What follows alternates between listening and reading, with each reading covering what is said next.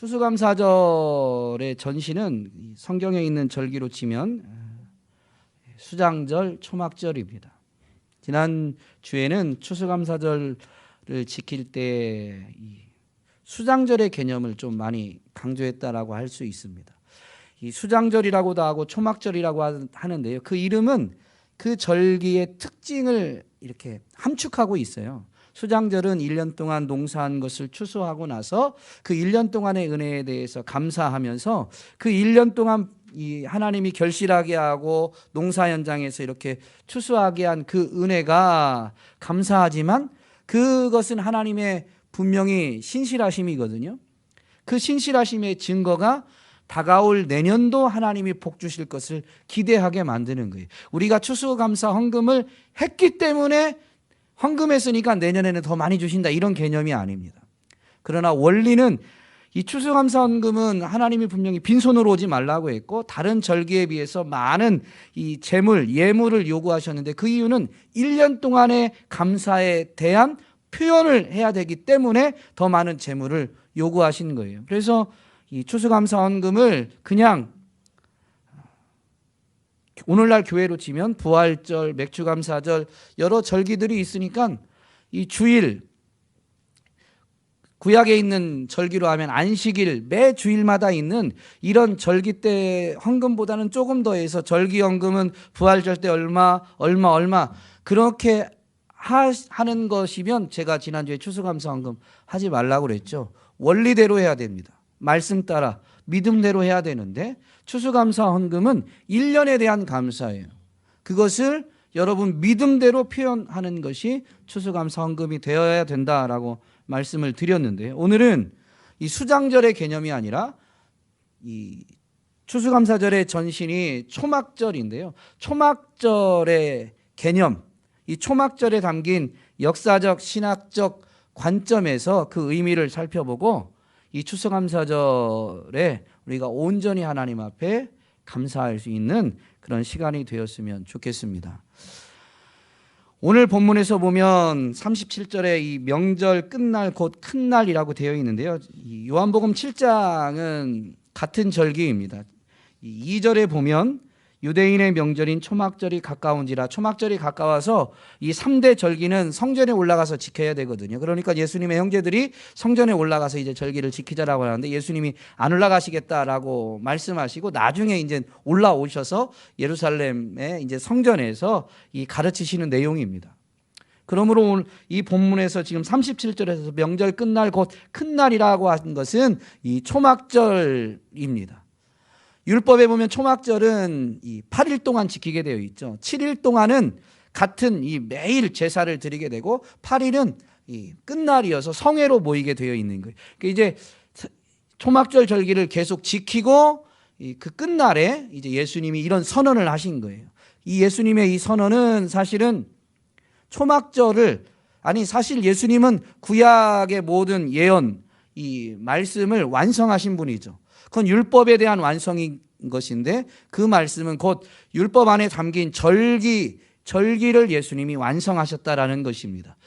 예수님의 이 선언이 절기를 완성하신 것인데요. 오늘 이 명절 끝날에 예수님이 어떤 선언을 하시느냐, 37절, 38절에서 예수님이 하신 말씀만 제가 다시 읽겠습니다. 누구든지 목마르거든 내게로 와서 마시라. 나를 믿는 자는 성경의 이름과 같이 그 배에서 생수의 강이 흘러나오리라. 물론 이어지는 설명에 보면 이 예수님이 주시는 물, 예수님이 제공하시는 이 생수의 강은 곧 성령입니다. 예수님이 십자가의 대속의 은혜를 베풀어 주셨죠. 자기 목숨을 내어주심으로. 그러므로 예수님을 믿고 죄사함을 받은 사람에게만 이 생수의 강이 공급되는 거예요. 성령이 부어지는 거예요. 근데 이게 왜 초막절의 완성이냐 하면요, 신약시대 지금 예수님이 이 말씀을 선언하신 그때에는 물론 언제부터 초막절을 지킬 때 이런 의식을 치렀는지는 모르지만 분명한 것은 예수님 시대에 초막절을 지킬 때 구약 율법에서 지시하신 방법 외에 추가된 게 있는데 그게 뭐냐면요, 실로암 연못에서 물을 가져다가 이 제사를 드릴 때 제사에는 제물을 드리면서 포도주를 같이 드리는 이 전제가 있는데 그 전제 외에 물을 하나님 앞에 드렸습니다. 근데 이 물을 드리는 것은 구약의 제사법에 보면 물을 드리진 않아요. 그런데 이 초막절 제사 때는 물을 드리는 게 이렇게 이 의식이 추가되었는데 이 물을 드리는 건 뭐냐면요. 초막절은 다른 말로 뭐라고 그랬죠? 대답을 빨리빨리 해야 설교가 빨리 끝납니다. 수장절. 수장절의 의미는 1년 동안 농사한 것을 추수하고 나서 그것에 대한 감사를 드리는 거죠. 뿐만 아니라 그것이 증거가 되어서 내년에도 복 주실 것을 기대하게 되는데요. 이 기대감의 표현입니다. 즉 무슨 얘기냐면요. 농사할 때 있어서 농경사회에서 올해 이렇게 수확한 것을 감사하면서 내년에도 풍성한 결실을 맺게 해주세요라는 이 염원을 담아서 드린 게 이 물을 바치는 거예요. 왜냐하면 농사에 있어서 풍작을 좌우하는 이 핵심 요소가 뭘까요? 고대 농경사회에서 비입니다. 비. 이 모내기 시즌에 비가 안 오면요, 모내기 하기가 어렵고요. 그리고 또 일정량의 일조량이 있어야 되지만 물이 없으면 식물이 빨리 안 자라요. 그래서 물이 좀 잘 공급돼야 됩니다. 그러나 추수기 때가 되면 어떻게 해야 돼요? 추수기 때 비 오면 안 돼요. 오히려 비가 없어야 좋습니다.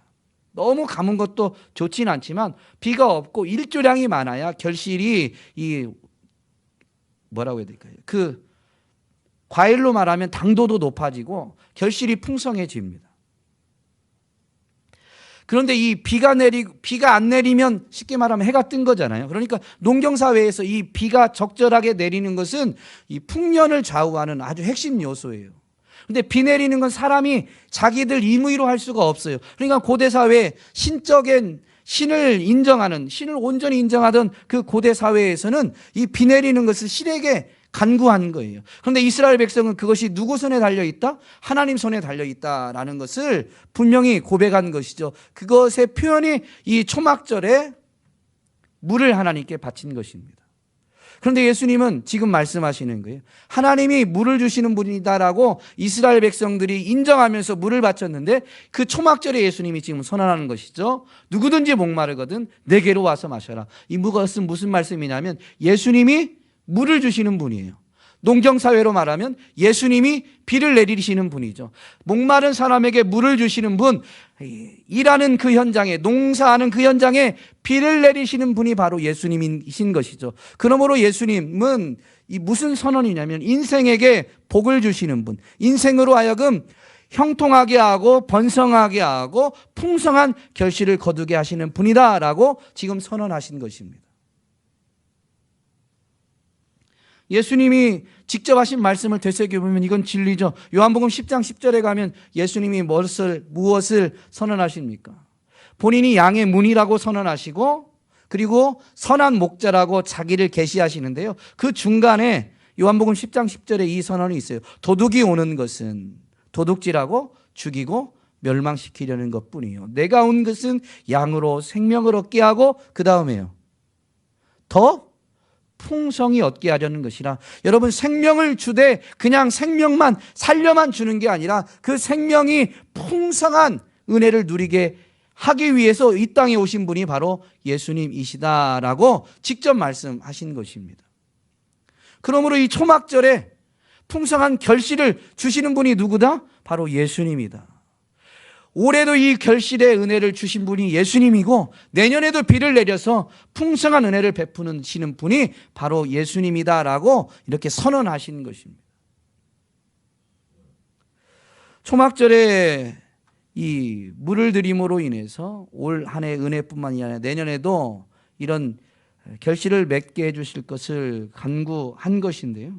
사실 구약에서도 하나님은 택한 백성들에게 물을 주시는 분이심을 이제 또 살펴보겠지만 초막절은 이 초막에서 7일 동안 거하는 것입니다. 그것은 40년 광야 생활을 기억하고 그 40년 광야 생활 동안 그들을 돌보신 하나님의 은혜를 기념하는 거예요. 이전의 삶을 기억하고 이전의 삶에서 베풀어 주셨던 하나님의 은혜를 기념하는 것인데, 그 은혜가 뭐냐?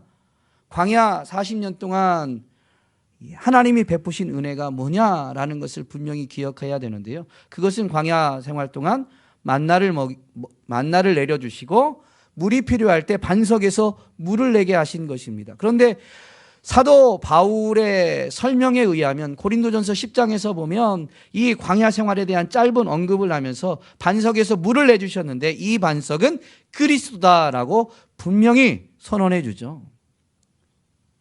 물을 구약의 이 초막에서 지내면서 이 광야 생활을 기억하고 그때 베푸신 은혜를 분명히 기념하는데, 하나님은 인생들에게 물을 공급하신 분이십니다.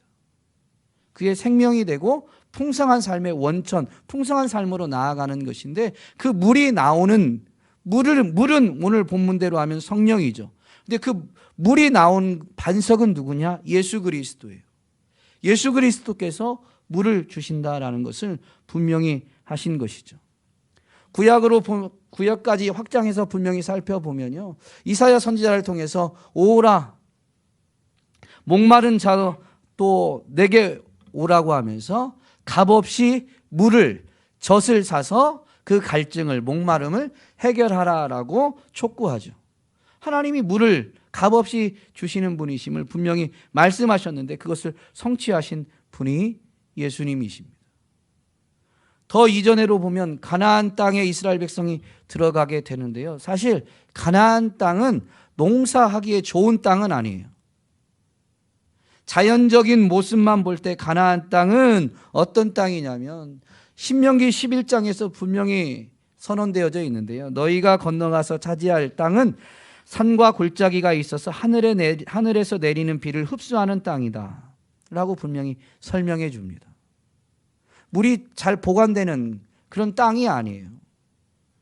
그런데도 불구하고 왜 이 땅이 젖과 꿀이 흐르는 땅이 되느냐? 이어지는 이 하나님의 말씀에서 설명되어지는데, 내 하나님 여호와께서 돌보아 주시는 땅이다.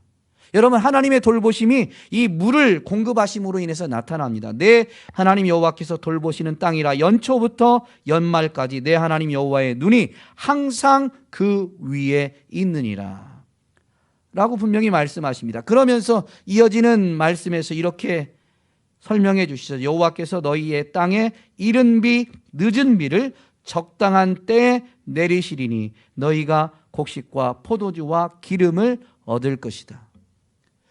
분명히 하늘에서 내리는 비를 삼키는 땅, 척박한 땅인데도 불구하고 하나님의 눈이 그 위에 머물러 있어서 그 땅을 돌보아 주시는데, 비가 필요할 때 이른 비, 늦은 비, 농사하는 데 있어서 농사 초기에 비가 있어야 되고 결실 바로 직전에 비 한번 잠깐 오고 이제 일조량이 확보되어지면 이 좋은 결실을 맺게 되어 있거든요. 이 이른 비와 늦은 비를 하나님이 적당한 때, 가장 필요한 때에 가장 적절한 양을 내려 주심으로 인해서 그 척박한 땅이 도리어 젖과 꿀이 흐르는 땅이 되는 것이죠.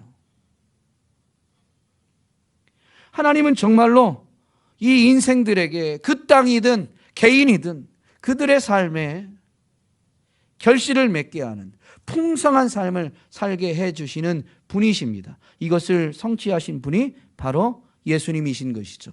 오늘 우리가 삶에서 풍성한 삶을 어떻게 살 수 있습니까? 우리에게 부어주신 이 생수 성령님의 가르치심과 감동하심에 순종할 때 우리는요, 풍성한 삶을 살아갈 수가 있습니다. 이것을 언제 되새기고, 그러면 우리는 어떤 결단을 하게 되냐면 그 성령님의 가르치심과 감동하심에 순종하기를 결단하게 되는 것이죠. 이 일이 언제 이루어져야 되는 거예요? 추수감사절에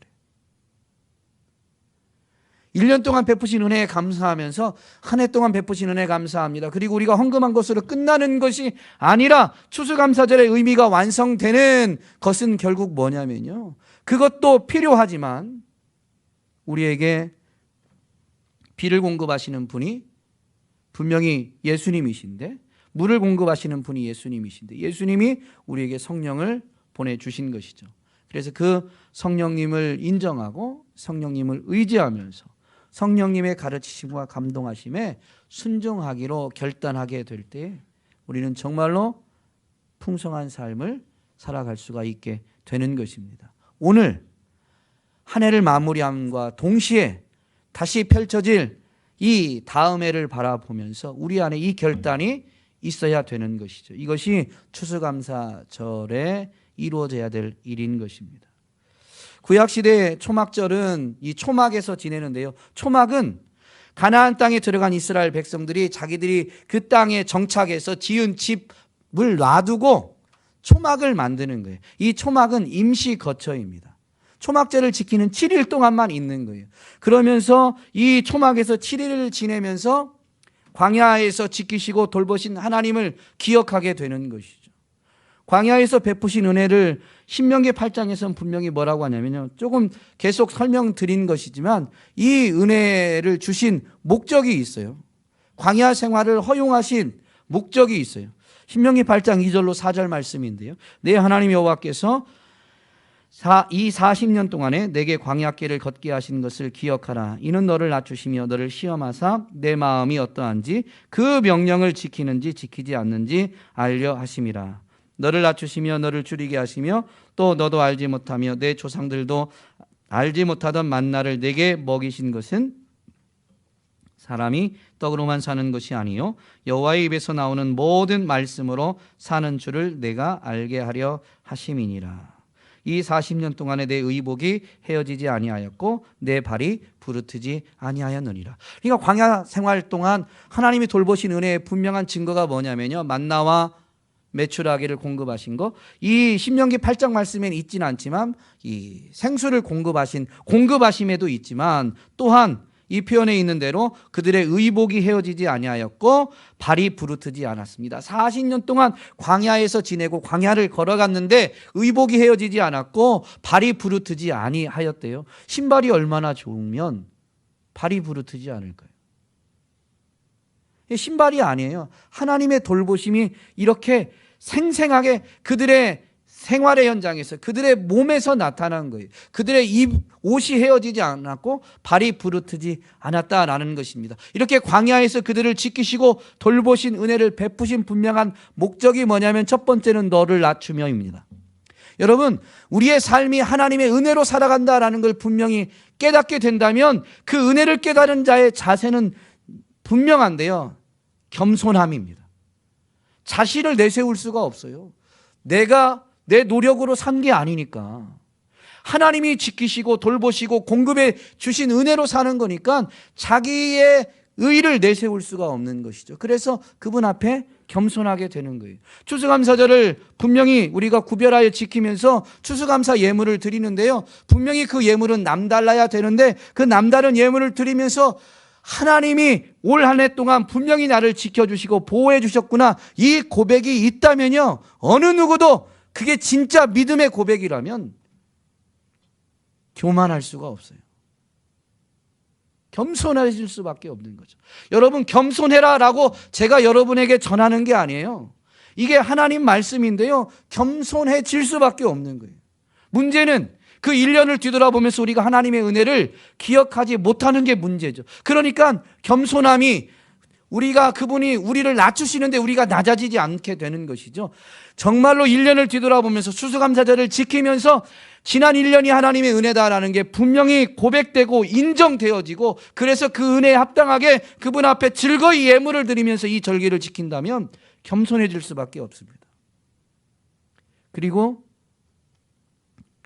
그분의 명령을 지키는지 안 지키는지 시험하기 위해서 광야 생활을 허용하신 것이고, 이것은 그냥 이 시험, 검사만 하는 게 아니라 시험의 목적이 있죠. 그걸 검사해서 그분의 명령을 지키는 자로 만들기 위함입니다. 그래서 느헤미야 8장에서 보면 이 포로에서 귀환한 그 귀한 공동체가 에스라를 통해서 율법책을 읽게 되는데, 그때 이 초막절 절기를 지키라라는 이 율법의 명령을 분명히 보고 그들이 이제 초막절 절기를 지키게 되는데 학자 에스라를 통해서 초막절 절기 내내 율법책을 낭독하게 됩니다. 여러분, 추수감사절에요. 우리가 이렇게 하나님이 베푸신 은혜에 감사하면서 코로나 때문에 방식을 달리했지만 이 만찬을 즐기면서 기뻐하고 즐거워하는데요. 그게 끝이 아니에요. 분명히 겸손하게 우리는 그분의 말씀대로 살아가야 됨을 분명히 기억하면서 이 절기 동안 우리는 그분의 말씀을 읽어야 되고 그분의 말씀을 읽으면서 말씀대로 살아야 되겠다. 그분의 명령대로 살아야 되겠다. 결단해야 되는 거예요. 이 결단이 살아날 수 있기를 주님의 이름으로 축복합니다. 초막은 분명히 임시 거처라고 그랬죠. 가나안 땅에 들어간 이후에는 자기들이 거주하는 집이 있는데 초막에서 지내게 됩니다. 그러면서 하나님의 지키시고 돌보시고 공급하신 은혜를 기억하고 기념하는데요.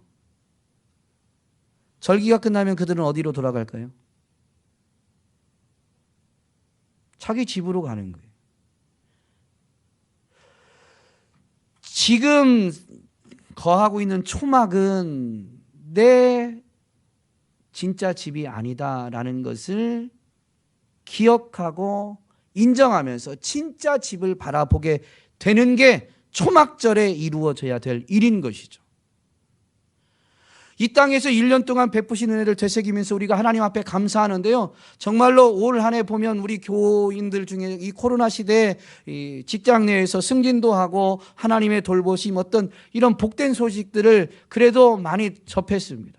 올 1년만처럼 그렇게 승진하고 하는 일들이 어떻게 잘 되어진, 자녀들도 잘 되어지는 이런 좋은 일들이 있는 것을 뒤돌아보면 하나님 너무 감사해요. 그런데요, 그 감사가 이 땅에 안주하는 감사가 아니에요.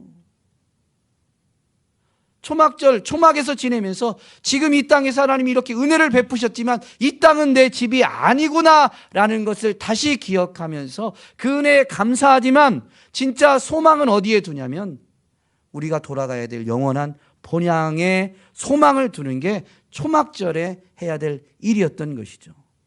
이것을 행할 수 있도록 초막을 짓고 거기에서 7일 동안 지낼 것을 율법에서는 요구한 것입니다.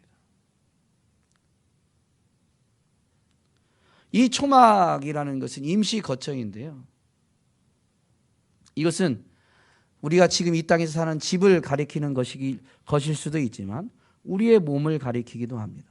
고린도후서 5장 1절 2절에서 사도 바울은 이렇게 고린도 교회에 증거하죠. 만일 땅에 있는 우리의 장막 집이 무너지면 하나님께서 지으신 집 곧 손으로 지은 것이 아니요 하늘에 있는 영원한 집이 우리에게 있는 줄 아느니라.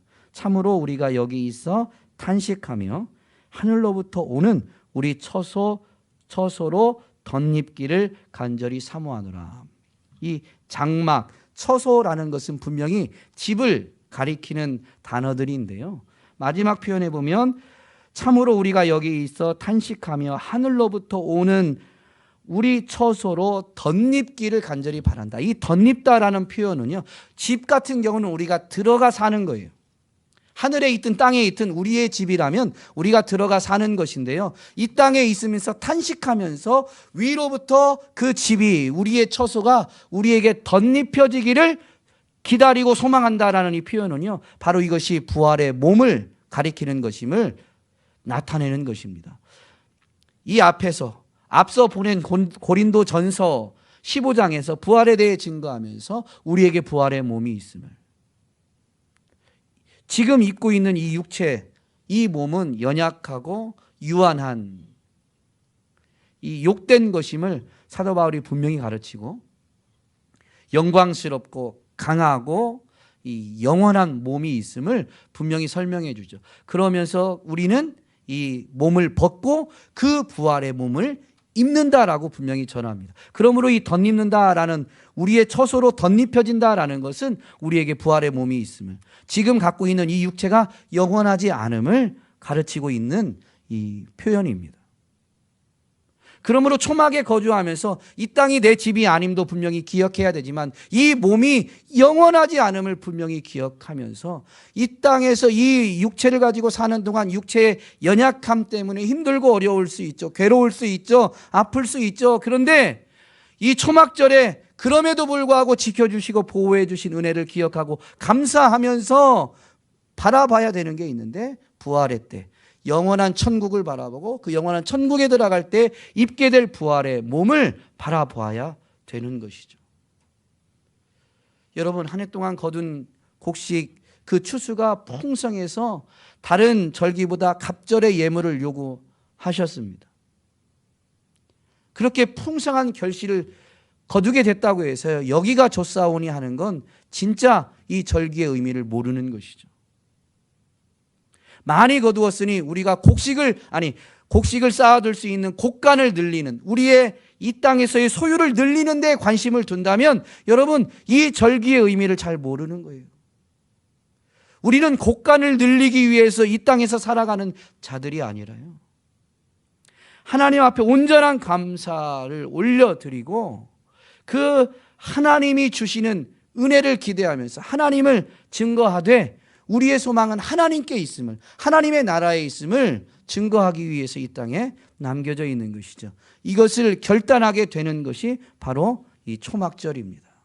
예수님이 초막절을 어떻게 완성하셨냐면요, 요한복음 14장 2절에서 보면 이렇게 말씀하십니다. 내가 너희를 위하여 거처를 예비하러 가노니 가서 너희를 위하여 거처를 예비하면 내가 다시 와서 너희를 내게로 영접하여 나 있는 곳에 너희도 있게 하리라. 초막에 거하면서 영원한 처소를 바라본다고 했는데요, 그 영원한 처소를 누가 예비하신다고요? 누가 마련해 주신다고요? 우리가 영원한 처소를 준비하는 게 아니라 예수님이 우리를 위한 영원한 처소를 준비해 주시고, 그게 택한 백성들을 위한 모든 준비가 끝나면 그분이 재림하셔서 다시 오셔서 우리로 하여금 그 처소를, 부활의 몸을 덧입게 해 주시는 것이죠. 그러므로 이 초막절은 예수님이 완성하신 것이죠. 오늘 예수 안에 있는 여러분, 분명히 수장절의 의미도 기억하면서 지난 1년을 뒤돌아보고 모든 것이 하나님의 은혜임을 고백하며 온전한 감사를 드림과 동시에 우리는 이 땅에서 영원히 살지 않는, 우리의 몸은 유한한 것을 분명히 기억하고 육체적 연약함, 이 땅에서의 불공정함 때문에 아픔이 느껴질 때 더욱 믿음의 눈을 들어서 주님을 바라보고 주님 계신 천국을 바라보면서 지금 내가 겪은 것 때문에 감사하라는 게 아니라요, 주님이 예비하신 이 영원한 천국과 우리를 위해 예비하신 이 새로운 처소, 부활의 몸, 그것이 우리 앞에 준비되어 있음을 바라보면서 기뻐하고 즐거워하라는 것입니다.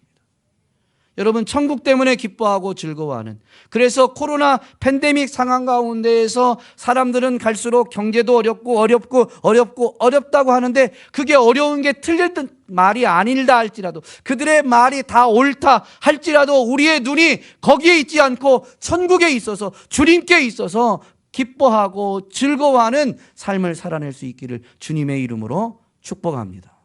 여러분, 바랄 수 없는 중에 바라고 기뻐할 수 없는 중에 기뻐하는 그것이 무엇에 대한 증거냐면요, 하나님이 함께 하신다는 증거, 하나님이 살아계신다는 증거예요. 여러분, 이 추수감사절을 지키면서 정말로 하나님을 체험하고 하나님을 증거할 수 있는 저와 여러분이 다 될 수 있기를 간절히 소망합니다.